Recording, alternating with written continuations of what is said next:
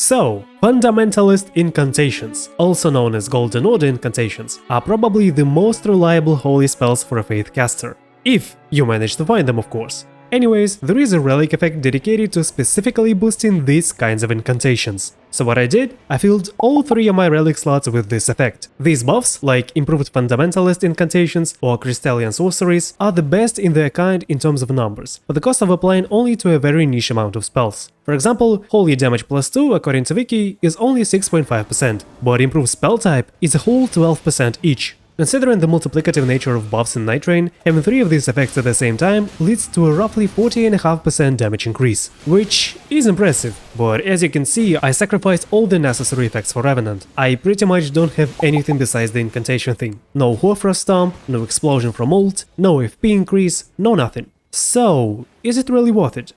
If you manage to find the right spells, then I say yes. But only if.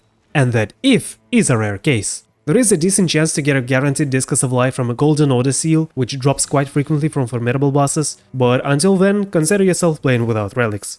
In this run, I got a Discus of Light disgustingly early, basically from the first spot, and thus was able to use it to its full potential and record this video. But trust me, this is not how it went in all my previous runs, and likely this is not how it will go for you. I want to make sure that everyone understands it before trying this build themselves. But the good thing is, Discus of Light is pretty much everything you're gonna need for the rest of the game once you actually find it. This micro nuke costs a whole total of 3 FP per cast, travels huge distances, can be spammed and is able to damage enemies twice per cast. Now, with Revenant, we want to take the early game slower than usual, paying more attention to cathedrals, because inside them you can usually find 2 or 3 sacred seals. The only version of cathedrals that doesn't give you any seals is the one with the Guardian Golem. Not only that, but I also plan to take my time clearing some actual camps on the map instead of rushing straight to field bosses after the first point of interest. Revenant's early game is tough as hell. She barely got any HP or FP, she doesn't have any consistent damage, and even summons cannot really carry her. On the contrary though, Revenant scales very well in my opinion, but for that we have to focus on surviving the early game first. Well, with the fact that we have found Discus of Light at our very first spot, we are now set for the rest of the game and probably should wander into a mine for a smithing stone at some point during day 1. So the current plan is to get to at least level 6 without taking any major risks and upgrade the seal as much as we can.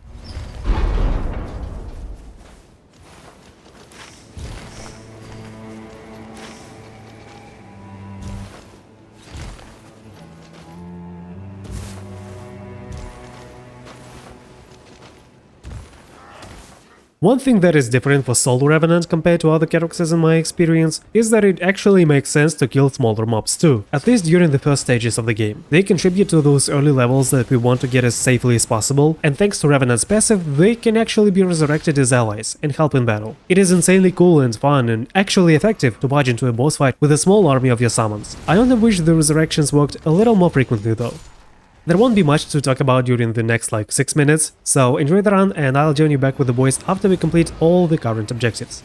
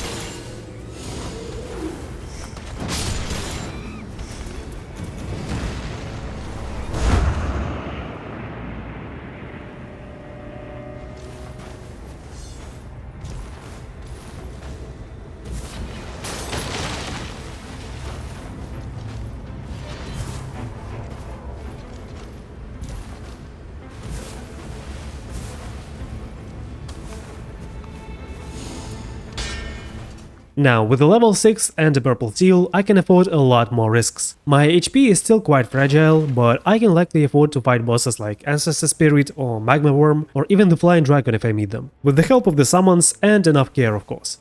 The circle is quite awkward though, there's only 2 more field bosses. Take on the middle castle, very close to the edge, and I have like 2 minutes before the circle starts closing. There are jails, yes, but I haven't had any luck with keys yet, and so I just went for those poor 2 bosses and some ruins in the process.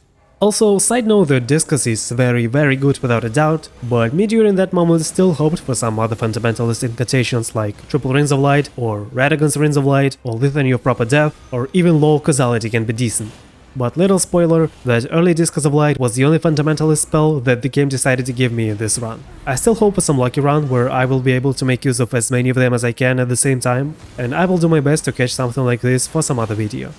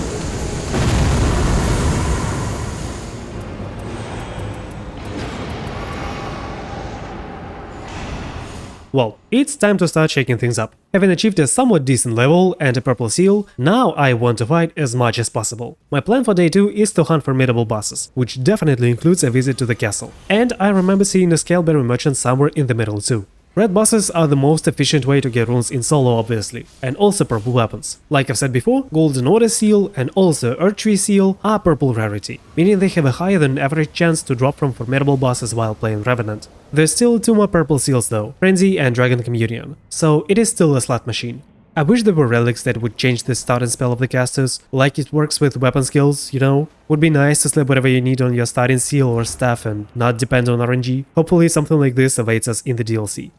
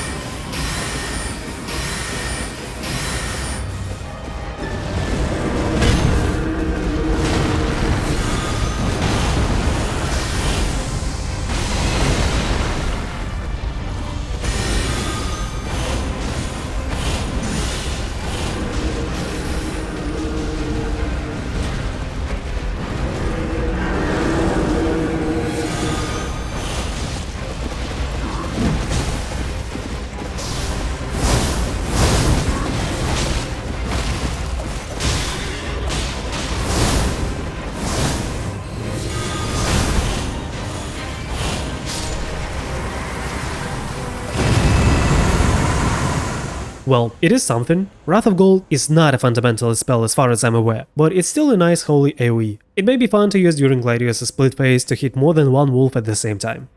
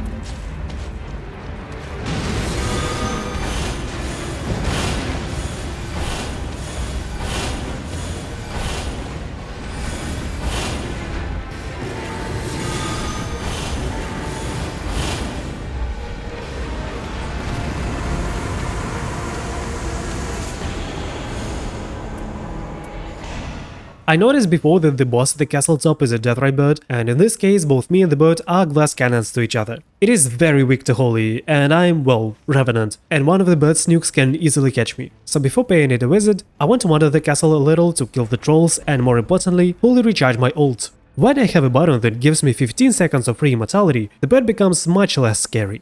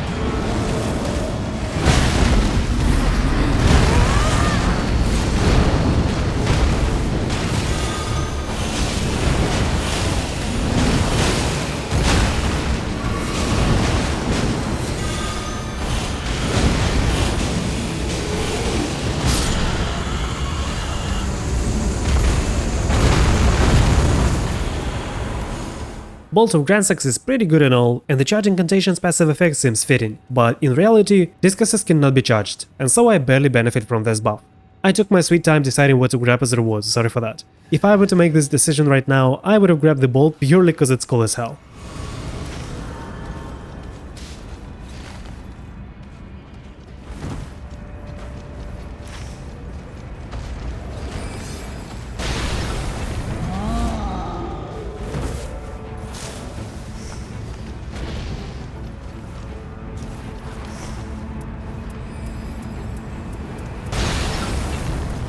I think I made a small mistake here. As you can see, I'm buying a scythe with improved holy attack power plus 12, and place it instead of a weapon with improved holy attack power plus 9. As far as I understand, and please correct me if I'm wrong, same passive effects of different rarities actually do stack, and so I could have had them together at the same time. I have a Dragon Communion seal that reduces my spell cost, which is kinda obsolete for me cause Discuses cost the non-existent 3 FP, and I could easily replace the seal instead and have even more holy damage on me.